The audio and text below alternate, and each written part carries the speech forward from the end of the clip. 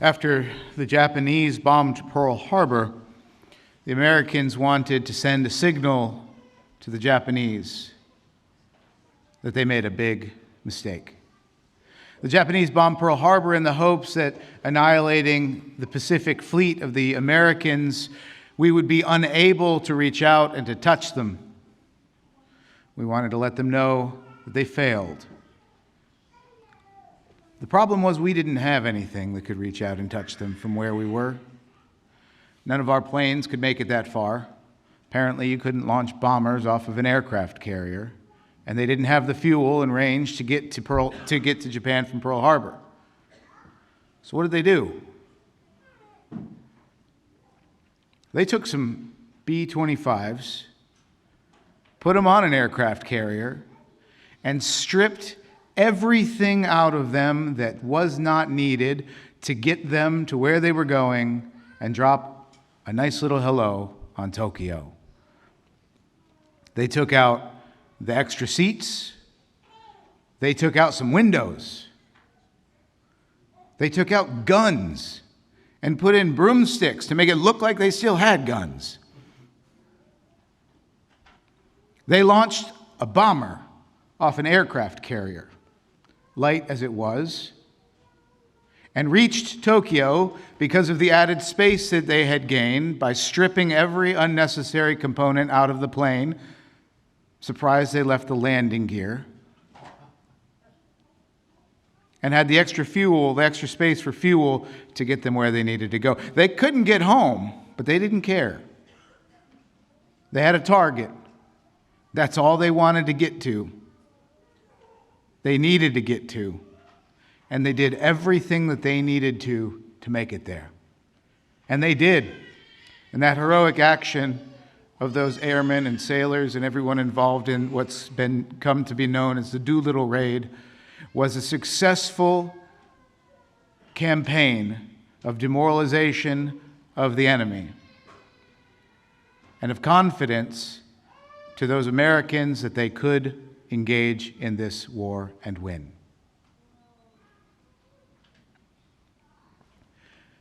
This historic event is almost perfectly paralleled with the parables that Jesus tells about the kingdom of God. The kingdom of God is like a treasure buried, and you stumbled across it and found it, but you are po. So po, you can't afford the O and the R. And how are you going to buy that field and obtain that treasure? You are going to go and sell everything you have and scrimp and save and work and toil and accrue the wealth you need to go and buy that field so that you can take possession of that treasure. You're going to get rid of everything that encumbers you, everything that weighs you down, everything that is not directed towards the objective of that mission, the purchase of that field, the acquiring of that pearl of great price. And then you are going to fill the space that is left by the sale of your paltry wealth with enough gold to purchase that field, enough fuel to make it to Tokyo. This is our Christian life. This is something that you and I must do every day. Examine our life. What's my mission? What's holding me back? And what do I need to stride forward through the difficulty of this life to get to where I want to go? And where I want to go is heaven. We found that treasure. Someone's told us heaven exists. And it is a glorious place. It is the place where everyone, no matter what their favorite color is, or favorite car, or favorite politician, or favorite food is, everyone wants to go there. And only a fool does not stop to ask the question, what do I need to do to get there? That's the first thing that we have to ask ourselves every day. I've launched for heaven. I'm destined to go to heaven. What do I need to do to get there? And you look around at what I personally possess, and we say to ourselves, I am too poor. I don't have enough fuel. How am I going to get there? And you say to yourself, I'll take away all of the things that get in the way, all the things that weigh me down that I don't absolutely need, so that I can make room for fuel. I will sell all the little things that mean nothing to the person who owns the field, and I will exchange that for gold that he desires so that I can purchase it. What we do in our lives, in our examinations of our conscience and the examination of the way we live our lives, is ask a similar question. How am I spending my time? How am I spending my intelligence? How am I forming my will and my character in a way that just weighs me down, burdens me, keeps me from lifting off, sailing across the ocean of this world and ending where I want to go? Some of these things are sins. Some of them are not sins, but are good things that we are misusing. In any way, in any case, they're encumbrances. They're things that we need to get rid of so that we can make room for what? Make room for grace. A great grace which is the very substance of our relationship with Jesus Christ. Because Jesus is the only one who can make it to heaven. And the only way we, therefore, can make it to heaven is by being joined to Him. Now, if you were going to jump out of a perfectly good airplane for that sport they call skydiving, and you were going to go tandem with an instructor, what that means is you're going to be lashed to that instructor. Unlike Jesus, where we're ascending to heaven, here we're descending to the earth. And we want to make sure that we are strapped securely to that instructor. Are you going to be satisfied with one contact point with him? One little carabiner to attach you to that instructor so when he pulls his chute and he goes, you don't go, whoa. Is one enough? No. And yet in our lives, we are so satisfied with the bare minimum of connection to Jesus.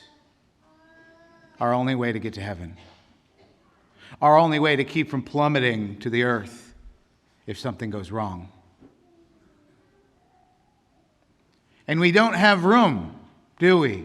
We've got all this stuff on our kit. We don't have room to hook up to that instructor with any more hard points. Now, you have an option. You can either say, one will be enough, I'll take a chance. Or you can say, why don't I get rid of this toaster that I've decided to carry with me and leave it on the plane? Why don't I get rid of all this stuff that I don't need? What do I need? I need goggles. I need something to record me screaming, so my selfie stick, right? And I need my windsuit. That's it. That's all I need, and my harness. But I got all this other stuff that I'm trying to take with me. And it's preventing me from hooking up to the instructor in a safe way that is going to assure my safe landing on the ground. We need to do what Doolittle did. We need to strip everything out of that plane. We need to gut it. We need to take everything off of our kit, and we need to hook up. We have to look at our lives, and we have to say, heaven is where I want to go. What's keeping me from getting there, and what do I need to replace that stuff with? We know that it's where we want to go. Ultimately, we know, though perhaps vaguely or maybe academically, that grace is required to get there. What we fail to look at oftentimes is what's encumbering us because, frankly, we want to be left alone. We want to believe that where I am right now, what I'm doing right now is sufficient. That I'm pretty much generally a good person.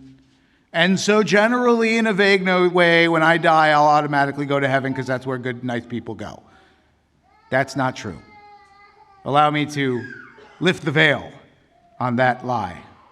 I've said it before, and you have to listen to it all the way through, otherwise it's going to seem weird and wrong. Good people don't go to heaven. Bad people don't go to hell.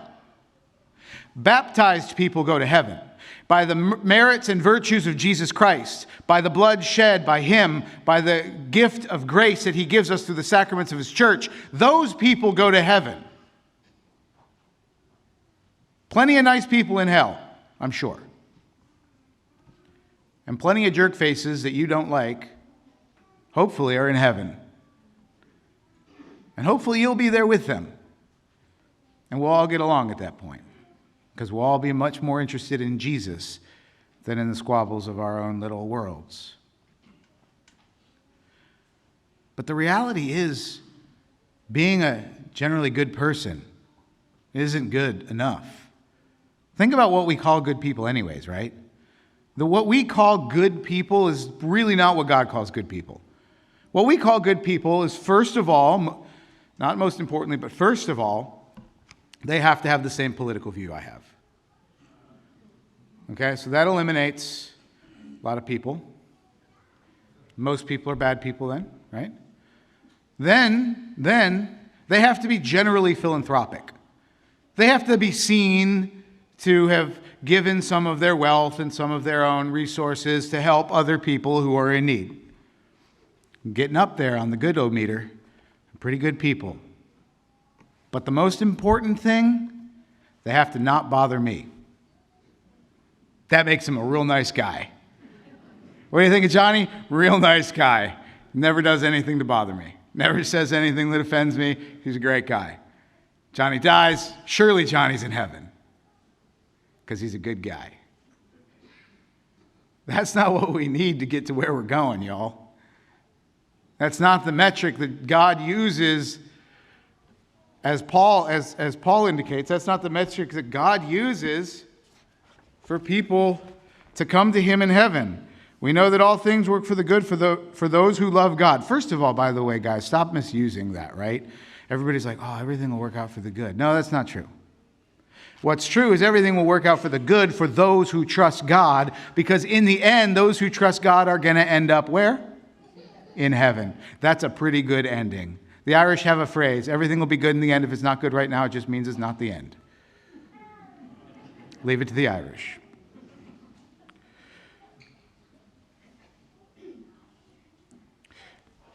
We know that all things will work for the good for those who love God, who are called according to his purpose.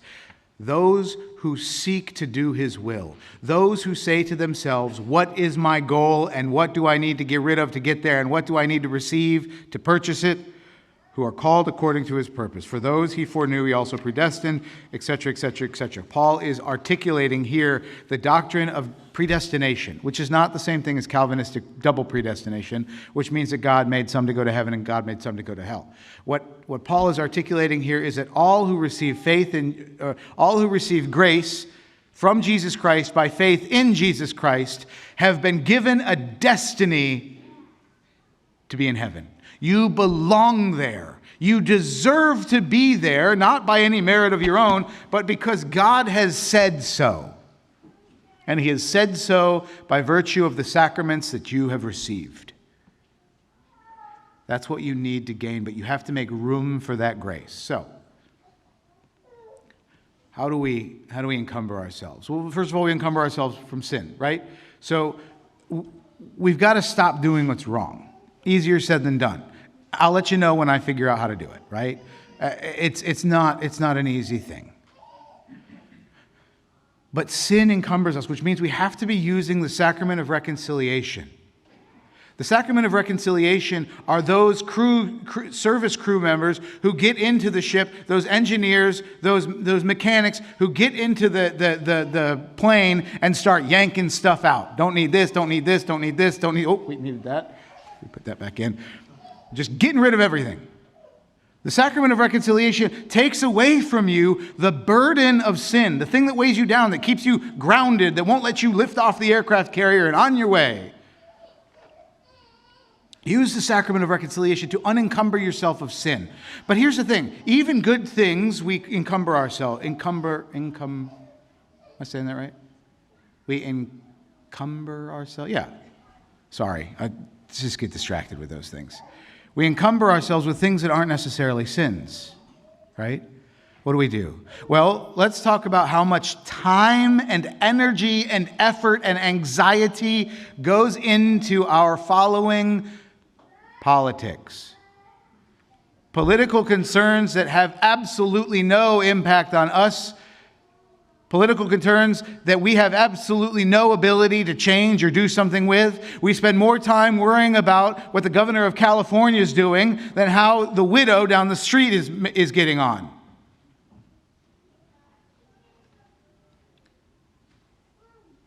That doesn't get you to heaven. The anxiety given over to something that you can't control is filling up space that would allow you otherwise to do something about something that needs doing at home. You get rid of the thing that's taking up the space, and you put in the thing that you need, mercy, and now all of a sudden you're getting along. You've taken off. You're on your way. Look at the religion of sports that is taking the place of Jesus Christ in the world today. And it is a religion. It's got its own priests, its own prophets. It's got its own precepts and its own commandments. It's got its own requirement of fasting and almsgiving. Certainly people who belong to the religion of sports give more generously to the religion of sports than they do to the church. Think of the amount of time that children and parents, shuttling their children back and forth, spend on their sports. The effort, the determination, the dedication, the training, the self-sacrifice, the discipline, the tactics, the watching film. Though I guess you're watching iPads now, right? That will keep you grounded if it means that you do not have space to worship the Lord God Almighty the way that He has asked you to do. Imagine.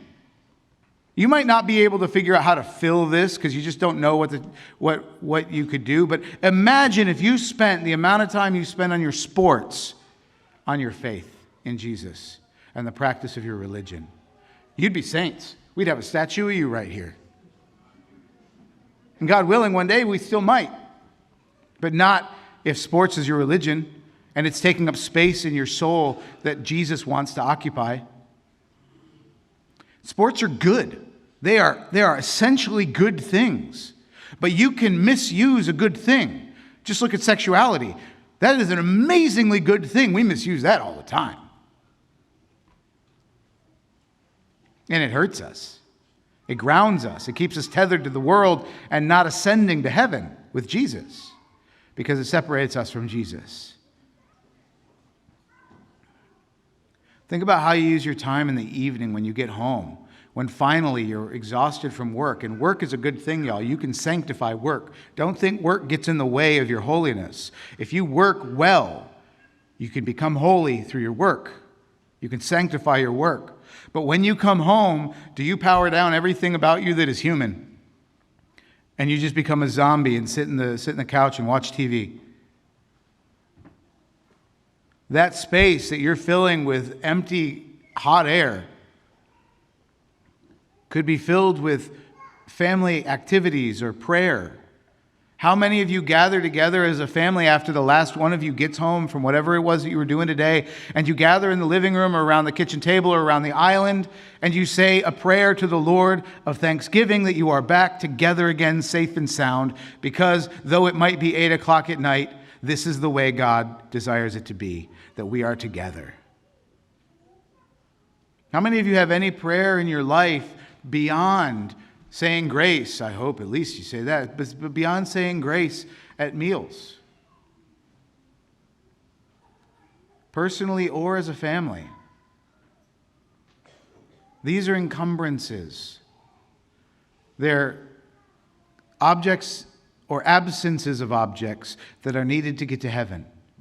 We have to spend time.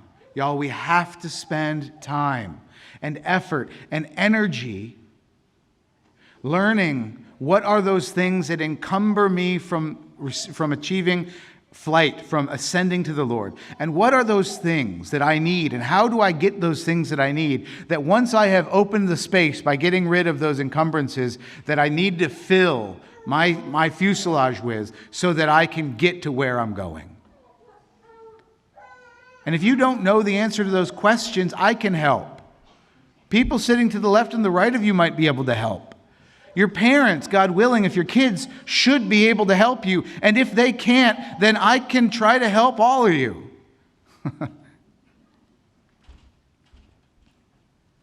To learn what to do and how to do it, to practice.